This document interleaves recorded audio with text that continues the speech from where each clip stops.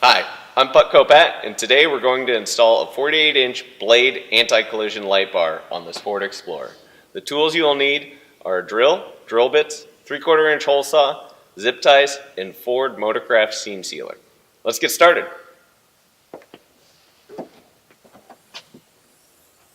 We need to remove the interior trim to access the vehicle wiring harness. It is located through a grommet in the floor behind this panel.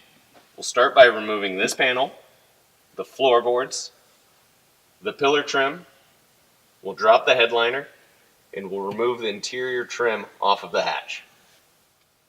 For demonstration purposes, I've already removed the factory fasteners. We'll start pulling the floor.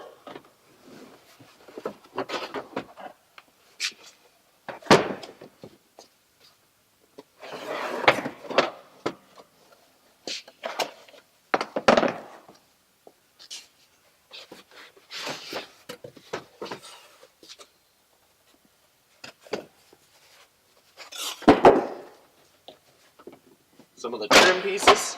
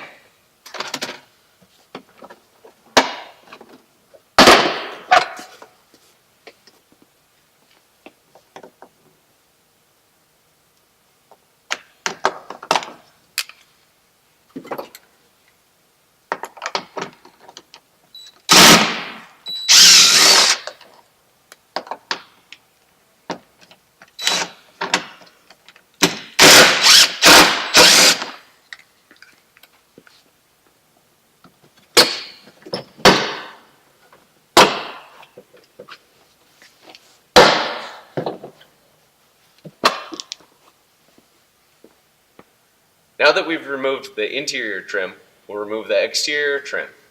It's held by 4 10mm bolts and some pop clips.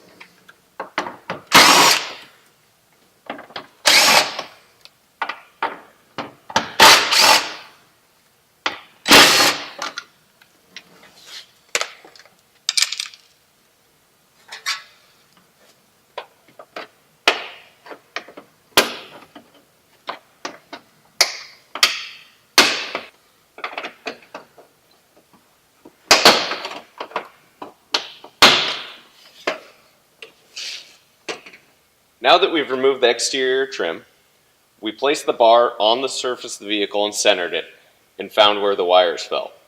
We marked this location here. This is where we will drill our 3/4 inch hole to route the wires into the cabin. We're going to use a punch to locate our drill hole. We're going to drill a pilot hole before we use our 3/4 inch hole saw. Our hole saw recommended using a 1/4 inch drill bit.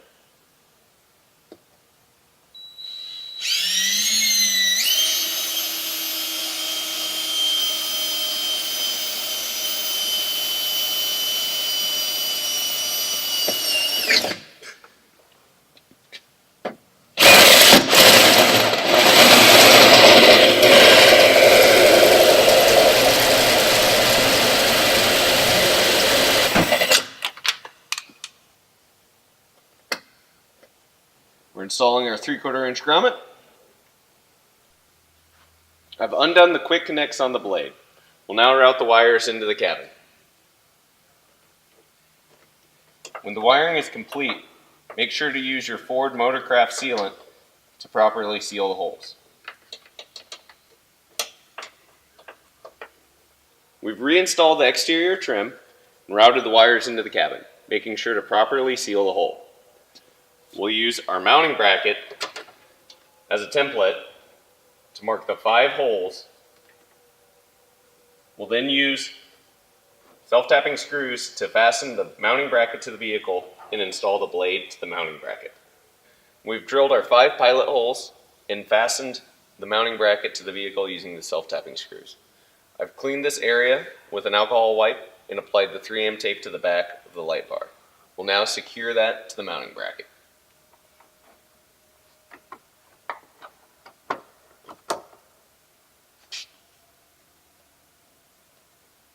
Now we are going to mount the logic box in the hatch using the provided zip ties, reconnect the quick disconnect harness, route the wires along the factory harness, and feed the wires into the vehicle through the factory boot.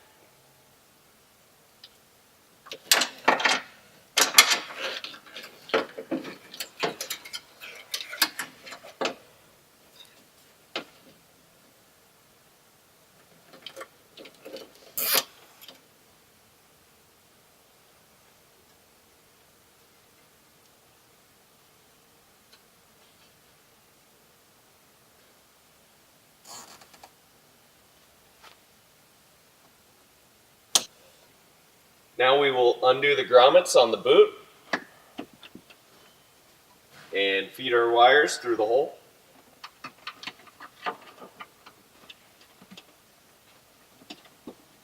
Then run them through the grommet and boot.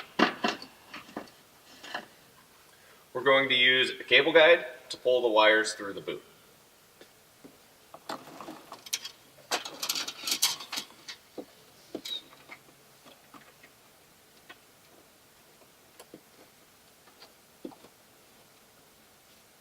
Pull the wire into the cabin and route it along the roof. Then bring it down the pillar to the passenger's rear inner fender.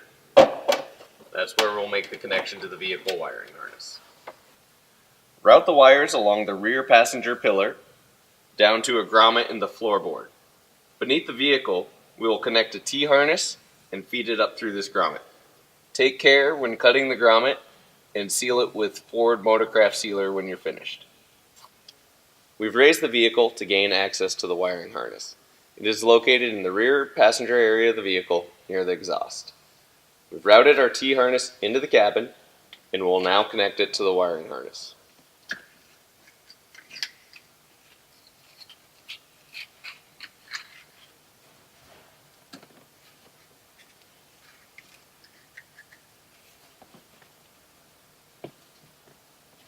Zip tie it up out of the way of the exhaust and make sure the grommet is undamaged and sealed properly. We are feeding the 4-pin harness from the T-harness through the grommet. Take care to seal it well and not damage the grommet. Connect the 4-pin plug to the corresponding colors of wires that we just ran into the vehicle. The blue wires ran to the front of the vehicle. It operates the emergency strobe function. Connect it to the provided switch on one terminal, and then the other terminal is connected to a 12-volt source.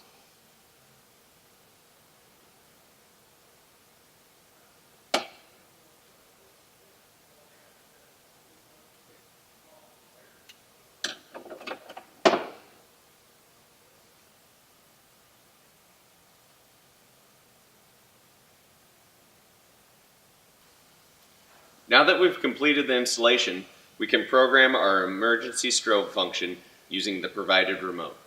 Turn on the switch and use the remote to change the program and increase or decrease the speed of the patterns. Once you've found the pattern you like, the remote can be stowed away.